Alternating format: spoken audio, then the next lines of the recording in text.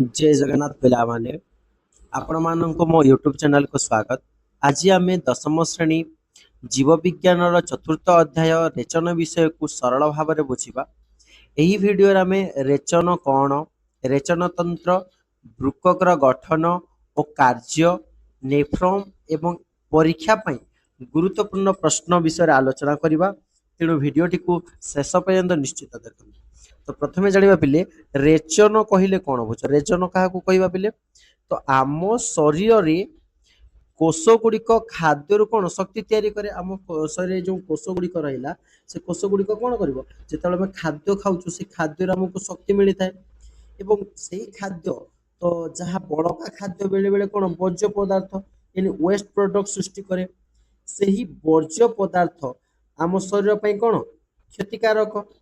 तो तमें आम से वर्ज्य पदार्थ गुड़िक कौन करवा शरीर बाहर करदे। तो से वर्ज्य पदार्थ को आम शरीर बाहर करिवार जो प्रक्रिया रहिला से ही प्रक्रिया को आम रेचन कहवा। बुझीगला बिले रेचन क्या कहवा जे यही वर्ज्य वस्तु गुड़िक जहाँ आम शरीर पर क्षतिकारक से ही वर्ज्य वस्तु को आम शरीर बाहर करने जो प्रक्रिया अच्छी ताहाको आमे रेचन बोलिकी कही थाउ।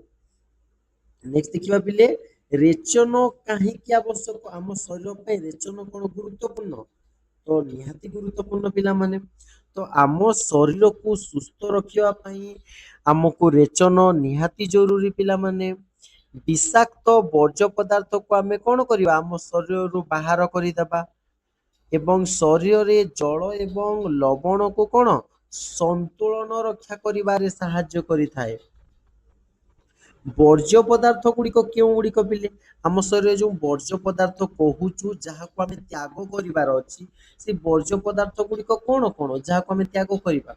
तो वर्ज्य पदार्थ जेमिति कि एमोनिया, यूरिया, यूरिक एसिड यही तीनोटी होउची आम शरीर वर्ज्य वस्तु।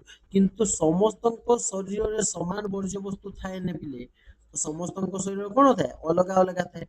तो एबे जानिबा जे एमोनिया कौन तो एमोनिया कौन यह एक गैसीय बा विषाक्त पदार्थ, एक गैसीय एवं विषाक्त पदार्थ। यह कौन हुए जल रे सहजरे द्रवीभूत हो जाए। जल संस्पर्श आसिले कौन हम ता सेतिरे मिलेई जिवो बा द्रवीभूत होई जिवो एवं शरीर रे अधिक रहिले एमोनिया टी आम शरीर को क्षति पहुंचाई थाए। एबे जानिबा जे जलचर एवं स्थलचर प्राणी मानक विषय। जलचर प्राणी काहाको कहवा पिले एमो जो प्राणी माने साधारणतः जल रे बास करती ताको आमे जलचर प्राणी कहवा जेमिति कि माछ। तो ये माछ बा जलचर जीव माने एमोनिया को कौन करिवे सीधा सड़क पानी रे बाहर करिवे। बुझिपारुछ ना बिले एमोनिया को क्यों मानक शरीर था यही जलचर प्राणी मानक शरीर जहाँ फल से पानी रे बाहर करि परिवे। स्थलचर प्राणी जो प्राणी माने स्थल भाग रे विचरण करिवे ताको हमें कौन कहवा स्थलचर प्राणी कहवा। मनीष गाई ये सब इत्यादि होचंती कौन ये सब स्थलचर।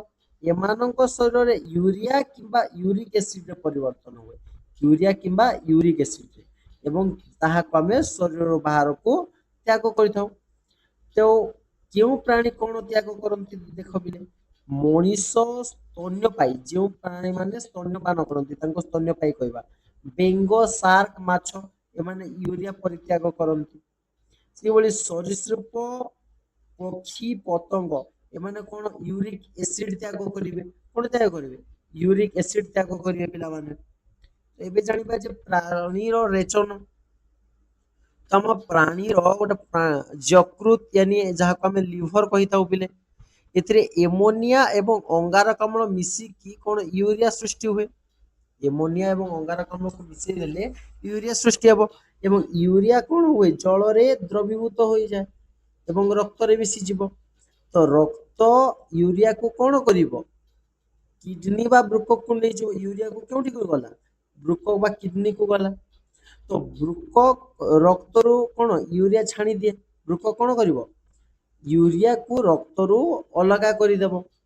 तो यूरिया जल सह मिसिकी से यूरिया गुड़िक कौन हम आम मूत्र साहाय्य शरीर बाहर को चली जहाँ ବୃକକ୍ ଅଲଗା କରିଦେଇଥିଲା।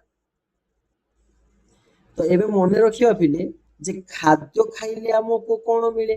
ଯେତେବେଳେ ଆମେ ଖାଦ୍ୟ ଖାଉଛୁ ଖାଦ୍ୟରୁ ଆମକୁ ଶକ୍ତି ମିଳିଲା। ଶକ୍ତି ଗୁଡିକ କଣ ପୁଣି ପରବର୍ତ୍ତୀ ବାକି ସବୁ କଣ ବର୍ଜ୍ୟବସ୍ତୁରେ ପରିଣତ ହେଲା ଏବଂ ସେ ସବୁ ଯକୃତକୁ ଆସିଲା। ଯକୃତରୁ ୟୁରିଆ ସୃଷ୍ଟି ହେବ। ୟୁରିଆ ରକ୍ତକୁ ଅଲଗା କରିଦବ ଏବଂ ବୃକକ୍ କଣ କରିବ ୟୁରିଆକୁ ଅଲଗା କରିକି ମୂତ୍ରନଳୀକୁ ପଠେଇଦବ ଏବଂ ମୂତ୍ରନଳୀରୁ ସେ କଣ ହବ ଶରୀରରୁ ବାହାରକୁ ଚାଲିଯିବ। ତ ପତଙ୍ଗ, ପକ୍ଷୀ ଏବଂ ସରୀସୃପ ର ରେଚନ ଏମାନଙ୍କ ରେଚନ କିପରି ହୋଇଥାଏ? ତ ଏମାନଙ୍କ ରେଚନ ଏହି ପ୍ରାଣୀ ମାନଙ୍କ ଶରୀରରେ ଏମୋନିଆ ବା ୟୁରିକ ଏସିଡ ପରିବର୍ତ୍ତନ ଏମୋନିଆ ବା ୟୁରିକ ଏସିଡ ପରିବର୍ତ୍ତନ ହୁଏ ଏବଂ ୟୁରିକ ଏସିଡ ଜଳରେ ଦ୍ରବୀଭୂତ ହୁଏ ନାହିଁ। ୟୁରିକ ଏସିଡ କଣ ହବ ଜଳରେ ଦ୍ରବୀଭୂତ ହେବ ନାହିଁ। ତ ୟୁରିଆ ଏସିଡ ଜଳରେ ପ୍ରାୟ ଦ୍ରବୀଭୂତ ହୁଏ ନାହିଁ। ୟୁରିଆ କଣ ଦ୍ରବୀଭୂତ ହେବ କି ହେବ ନାହିଁ। ତେଣୁ ଶରୀରକୁ ବାହାର କରିବା ବହୁତ କଣ ପାଇଁ ଲାଗେ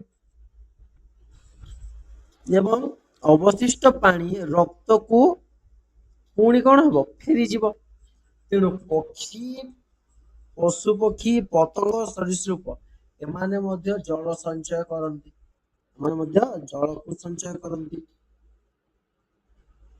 ୟୁରିକ ଏସିଡ ମଳ ସହ ବାହାରିଯାଏ। ମନେ ରଖନ୍ତୁ ଯେ ୟୁରିକ ଏସିଡ କଣ କମ ପାଣିରେ ନିଷ୍କାସିତ ହୁଏ ଏବଂ ଜଳ ସହିତ ସଞ୍ଚୟ ହୋଇଯାଏ। ନେକ୍ସଟ ଜାଣିବା ଯେ ବିଭିନ୍ନ ପ୍ରାଣୀ ମାନଙ୍କର ରେଚନର ଅଙ୍ଗ ଗୁଡିକ କଣ କଣ? ଯେମିତି କି ଏମିବାର ରେଚନ ଅଙ୍ଗ ହଉଛି ପ୍ଲାଜମା ଝିଲ୍ଲି ବା ସଂକୋଚିକି ଧାନୀ। ସ୍ପଞ୍ଜ ବା ହାଇଡ୍ରାର ନିରଷ୍ଟ୍ର ରେଚନ ଅଙ୍ଗ ଚେପ୍ଟା କୃମି ଇଏ ହଉଛି ଶିଖା କୋଷ। ଜିଆ ପୋକ ଇଏ ହଉଛି ନେଫ୍ରିଡିଆ। ତ ଭାବରେ ମାନେ କଣ ନିଜର ବଂଶ ବିସ୍ତାର କରିଥାନ୍ତି।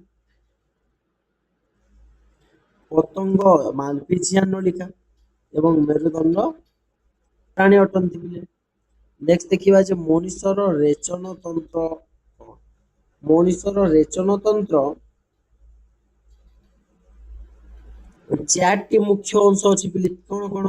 ଦୁଇଟି ବୃକକ କିଡନୀ, ଦୁଇଟି ମୂତ୍ର ସାରଣୀ, ଗୋଟିଏ ମୂତ୍ରାଶୟ ଏବଂ ଗୋଟିଏ ମୂତ୍ର ମାର୍ଗ ଥାଏ। ନେକ୍ସଟ ଦେଖିବା ପିଲେ କାମ କଣ କରିବ ବୃକକ କଣ କରେ? ବୃକକ ର କାମ ହେଲା ରକ୍ତକୁ କଣ କରିବ ବୃକକ ରକ୍ତକୁ ଛାଣିବ। ମୂତ୍ର ସାରଣୀ ମୂତ୍ରକୁ ମୂତ୍ରାଶୟକୁ ପଠାଇବ। ମୂତ୍ରାଶୟ ମୂତ୍ରକୁ ସଂଗ୍ରହ କରିବ ଏବଂ ମୂତ୍ର ମାର୍ଗ ମୂତ୍ରକୁ କଣ କରିବ ବାହାରକୁ ତ୍ୟାଗ କରିବ। ବୃକକ ବା କିଡନୀର କାମ କିଡନୀ କଣ ପିଲେ? କିଡନୀ ମଣିଷ ଶରୀରରେ ଦୁଇଟି ବୃକକ ମଣିଷ ଶରୀରରେ କଣ ଦୁଇଟି ବୃକକ ଥାଏ। ଆଉ ଏଗୁଡିକର ମେରୁଦଣ୍ଡ ଦୁଇ ପାର୍ଶ୍ଵରେ ଥାଏ। ଦୁଇ ପାର୍ଶ୍ଵରେ କଣ ଦୁଇ ପାର୍ଶ୍ଵରେ ଥାଏ ବୋଲି ଦୁଇ ପାର୍ଶ୍ଵରେ ଥିବ ଏଇଭଳି ଦୁଇ ପାର୍ଶ୍ଵରେ ଥାଏ। ଦୁଇ ପାର୍ଶ୍ଵରେ ଏଇଭଳି ମିଶିକି ଥାଏ ଏବଂ ଏହାର ଆକାର କଣ ଶିମ୍ବ ମଞ୍ଜି ବା ବିନ୍ ସେପରି ଓ ଏହା 10 ରୁ 12 ସେଣ୍ଟିମିଟର ଏବଂ ପ୍ରସ୍ଥ 5 ରୁ 7 ମିଟର ଅଛି। ନେକ୍ସଟ ଦେଖିବା ଏହାର ମୋଟେଇ କେତେ 3 ସେଣ୍ଟିମିଟର। ଏବେ ଜାଣିବା ଯେ ହାଇଲେମ କଣ ବୋଲି ବୃକକର ଭିତର ପଟ ଯେଉଁ ଟିକେ ଖାଲୁଆ ହୋଇଥାଏ ଏଇଭଳି ବୃକକର ଏଇଭଳି ଯେତେବେଳେ ହୋଇଥାଏ ଖାଲୁଆ ହୋଇଥାଏ ଏଇ ଖାଲୁଆ ଅଂଶକୁ ହାଇଲେମ କୁହାଯାଏ ଏବଂ ଏହି ସ୍ଥାନ ଦେଇ ବୃକକୀୟ ଧମନୀ ପ୍ରବେଶ କରେ ଏବଂ ବୃକକୀୟ ଶିରା ବାହାରୁଥାଏ। ତମକୁ ବୃକକ କଣ ଧମନୀ ଦେଲା ଏବଂ ବୃକକୀୟ ଶିଳା ମଧ୍ୟ କଣ ହଉଛି ବାହାର ହଉଛି। ଆଉ ଗୋଟେ କଣ ମୂତ୍ର ସାରଣୀ ପିଲେ ସଂଯୁକ୍ତ ଥାଏ ଯେଉଥିରେ। ତ ବୃକକର ଗଠନ କଣ ପିଲେ? ତ ପ୍ରତ୍ୟେକ ବୃକକରେ 10 ଲକ୍ଷର କଣ ହବ ପ୍ରତି ବୃକକରେ ବା କିଡନୀରେ 10 ଲକ୍ଷରୁ ଅଧିକ ନେଫ୍ରନ ଥାଏ ଏବଂ ନେଫ୍ରମ ହେଉଛି ବୃକକର କଣ ଗଠନାତ୍ମକ ବା କାର୍ଯ୍ୟାତ୍ମକ କର୍ମଚାରୀ। ତ କଣ ଗଠନାତ୍ମକ ବା କାର୍ଯ୍ୟକାରୀ ଏକକ, ତ ଯାହାକୁ ଆମେ ଇଂଲିଶରେ କହିବା structure and functional unit of kidney. ତ nephron structure of function unit of kidney. ତ ଏହି ସବୁ ବିଷୟରେ ଆମେ ଜାଣିବା ପିଲେ। ନେକ୍ସଟ ଦେଖିବା ଯେ ଏକ୍ସାମ ପଏଣ୍ଟ, ୟୁରିଆ ପିଲେ କାହାଠାରୁ ବାହାରିଥାଏ? ୟୁରିଆ ସମସ୍ତ ମଣିଷ, ପ୍ରାଣୀ, ବ୍ୟାଙ୍ଗ, ସାର୍କ ଏମାନଙ୍କ ଠାରୁ ୟୁରିଆ ବାହାରିଥାଏ। ୟୁରିକ ଏସିଡ ପକ୍ଷୀ ସରୀସୃପ ପତଙ୍ଗ। ବୃକକର କାର୍ଯ୍ୟକାରୀ ଏକକ ହେଉଛି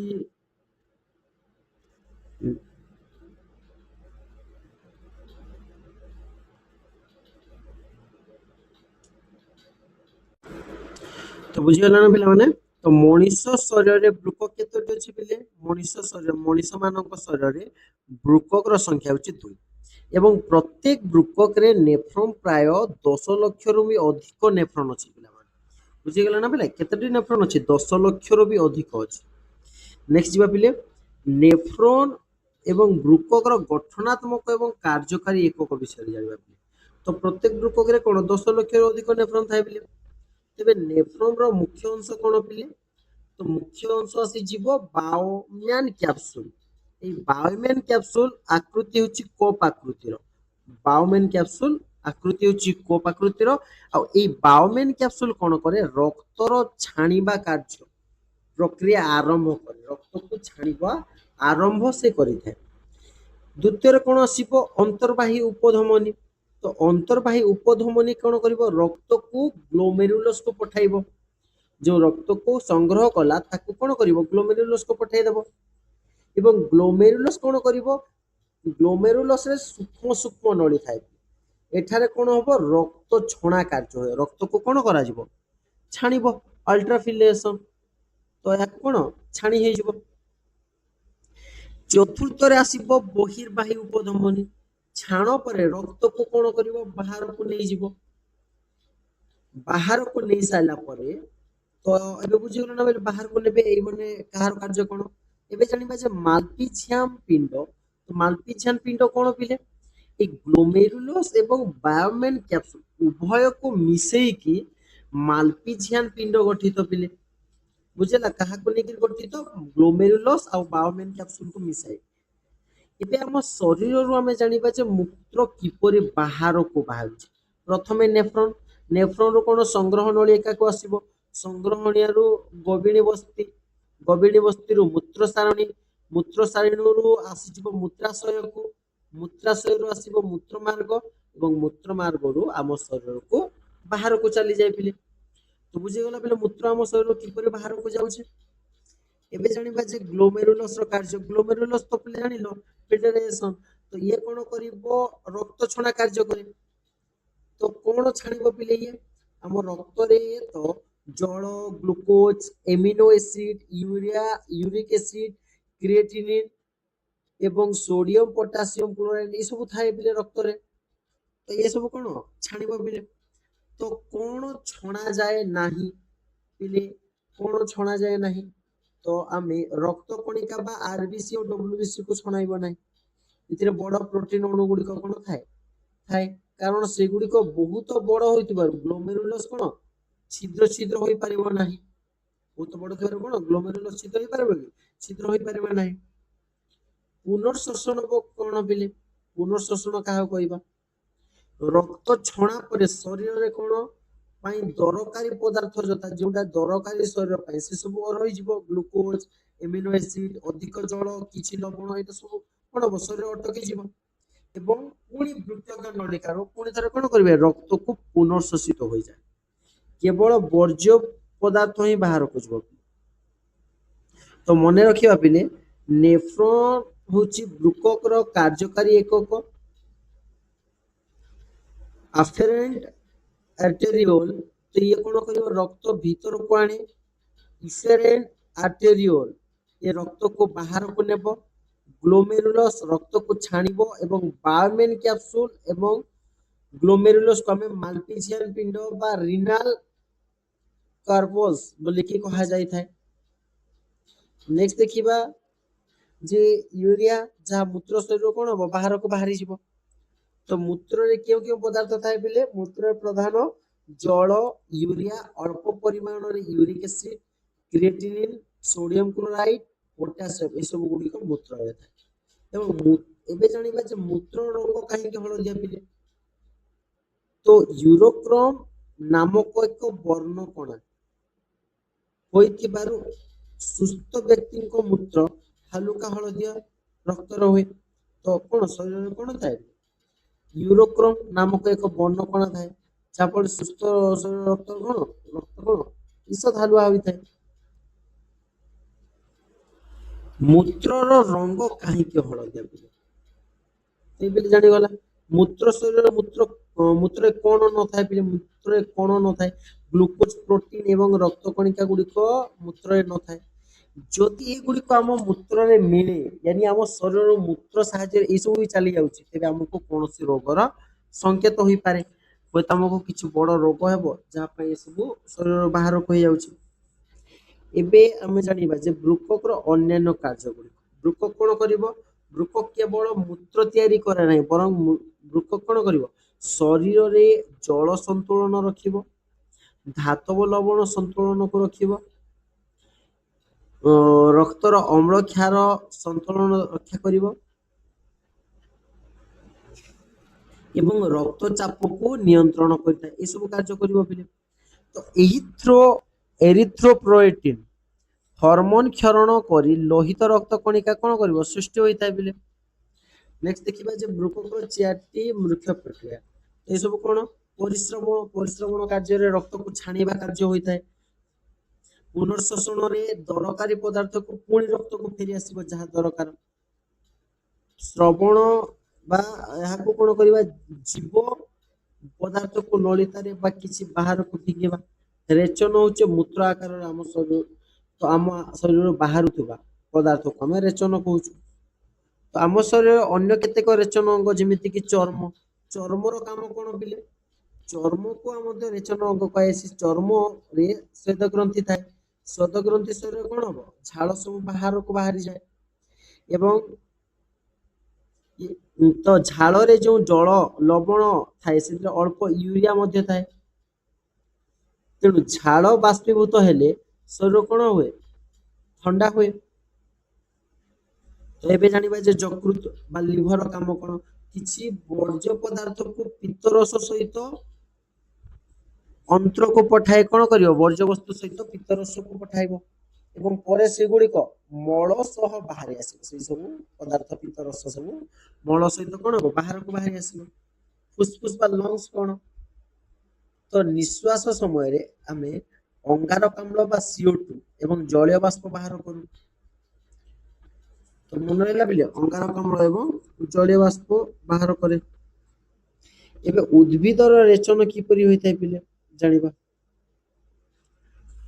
ଉଦ୍ଭିଦର ପ୍ରାଣୀ ମାନଙ୍କ ପରି ସ୍ଵତନ୍ତ୍ର ଅଙ୍ଗ ନଥାଏ ପିଲେ ସେପାରେଟ ଅଙ୍ଗ କଣ ଥାଏ କି ସେପାରେଟ ଅଙ୍ଗ ନଥାଏ। ଏ ବର୍ଜ୍ୟବସ୍ତୁରେ ବିଭିନ୍ନ ଅଂଶରେ ସଞ୍ଚୟ ହୁଏ।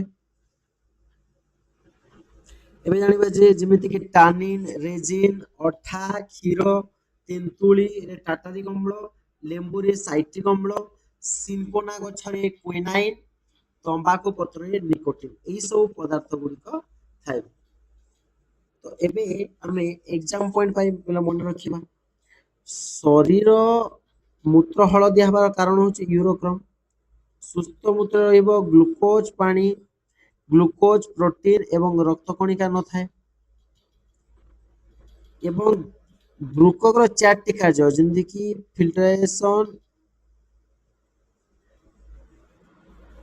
ଏବଂ ଆହୁରି କଣ ପିଲେ ସିକ୍ରେସନ ଏକ୍ସକ୍ରିଏସନ ଏସବୁ କାର୍ଯ୍ୟ ହଉଛି ବୃକକର 4ଟି।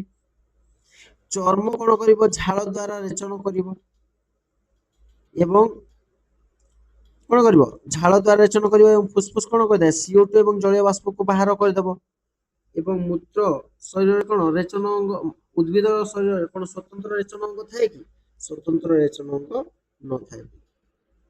ଉଦ୍ଭିଦର ରେଚନ ତ ଉଦ୍ଭିଦର ବୁଝିଗଲା ନା ପିଲେ ଉଦ୍ଭିଦର କୌଣସି ସ୍ଵତନ୍ତ୍ର ରେଚନ ଅଙ୍ଗ ନଥାଏ କାରଣ ସେମାନେ ବର୍ଜ୍ୟ ପଦାର୍ଥ ଗଛର ବିଶେଷ କ୍ଷତି ହୁଏ ନାହିଁ। କଣ କରିବା ବିଶେଷ କିଛି କ୍ଷତି ହୁଏ ନାହିଁ। ଉଦ୍ଭିଦ କିପରି ବର୍ଜ୍ୟ ପଦାର୍ଥକୁ ବାହାର କରି ଜାଣିଲେ ପିଲେ?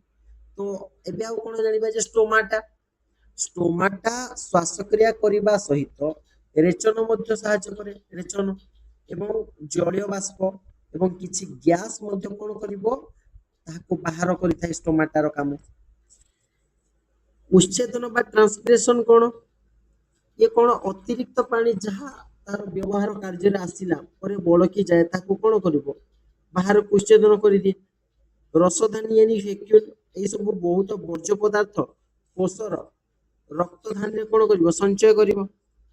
ଏବେ ଜାଣିବା ଯେ ପତ୍ର ଝଡ଼ିବା ପିଲେ କେତେକ ବର୍ଜ୍ୟ ପଦାର୍ଥ ପତ୍ରରେ ମଧ୍ୟ ସଞ୍ଚିତ ହୋଇଥାଏ ଏବଂ ପତ୍ର ଶୁଖିଗଲା ପରେ ସେ ପତ୍ର ସବୁ କଣ ହବ ଝଡ଼ିକି ବାହାର ହେଇଯିବ, ସେ ବର୍ଜ୍ୟବସ୍ତୁ ବି ମଧ୍ୟ ଗଲା। ତ ପରିପକ୍ୱ ଜାଇଲେମ୍ କଣ ପିଲେ? ରେଜିନ୍ ଏବଂ ଟାଲିନ୍ ପରି ବର୍ଜ୍ୟ ପଦାର୍ଥ ପରିପକ୍ୱ ଜାଇଲେମରେ ସଞ୍ଚୟ ହେଇଥିଲା। ତ ବୁଝିଗଲା ପିଲେ, ଏସବୁ ବୁଝିପାରୁଛ ନା ପିଲେ? ଏବେ ଜାଣିବା ଯେ ଉଦ୍ଭିଦର କିଛି ପଏଣ୍ଟ ପିଲେ ଏକ୍ସାମ୍ ପଏଣ୍ଟ ପାଇଁ ଉଦ୍ଭିଦର ସ୍ୱତନ୍ତ୍ର ରେଚନ ଅଙ୍ଗ ନାହିଁ। ଷ୍ଟୋମାଟାରେ ସେ ରେଚନ ସାହାଯ୍ୟ କରିଥାଏ। ଷ୍ଟୋମାଟା ଉଚ୍ଛେଦନ ଦ୍ୱାରା ମଧ୍ୟ କିଛି ଅତିରିକ୍ତ ସହାୟତା ମିଳେ ଏବଂ ରସଦାନୀ ପତ୍ର ପରିପକ୍ୱ ଦ୍ୱାରା ଜାଇଲେମର କଣ ହୁଏ ସଞ୍ଚୟ ହୁଏ। ପତ୍ର ଝଡ଼ିବା ଦ୍ୱାରା ମଧ୍ୟ ବର୍ଜ୍ୟବସ୍ତୁ କଣ ହବ ଶରୀରରୁ ବାହାରିଯିବ। ଏସବୁ କଣ ଉଦ୍ଭିଦ ଶରୀର। ତ ପିଲାମାନେ ଆଜିର ଭିଡ଼ିଓ ଏତିକି ଥିଲା। ତ ଭିଡ଼ିଓଟି ଭଲ ଲାଗିଥିଲେ ଲାଇକ୍ ସେୟାର ଏବଂ ସବସ୍କ୍ରାଇବ କରନ୍ତୁ। ଧନ୍ୟବାଦ। ପୁଣି ଥରେ ପରବର୍ତ୍ତୀ ଭିଡ଼ିଓରେ ଦେଖା ହେବା ପିଲାମାନେ। ଜୟ ଜଗନ୍ନାଥ।